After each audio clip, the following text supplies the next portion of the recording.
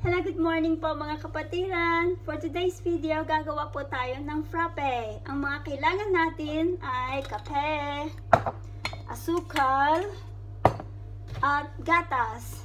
Okay, ang unang gagawin natin ay maglagay tayo ng isang kutsaritang kape.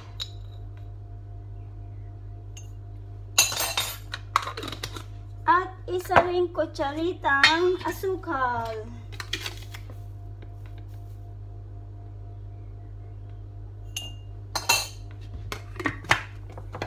Tapos, magdagdag tayo ng kalahating basong gatas. Okay? And then, ang gagamitin natin itong whisk pang halo sa mga ingredients natin, okay?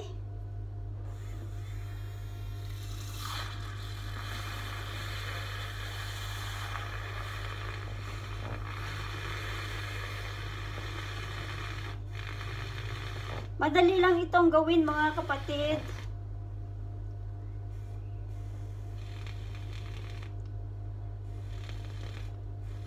Ayan.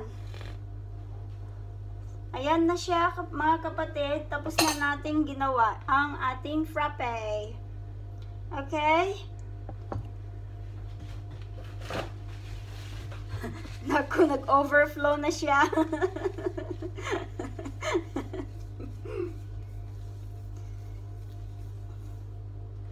Okay. At ayan na siya mga kapatid. Oh. Ayan oh, may bula-bula na siya. Ngayon,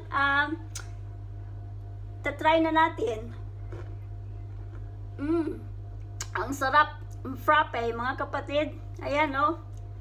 Madali lang tong gawin, mga kapatid. Okay, 3 ingredients lang ang kailangan natin. Okay, salamat po sa iyong panonood, mga kapatid. Okay, God bless us all and see you again sa susunod nating video. Stay tuned. Pag ikaw po ay bago sa aking channel, please like, share, and subscribe para masubaybayan ninyo ang ating mga video na ating i-upload. Bye for now. God bless us all. Take care. See you soon. Bye!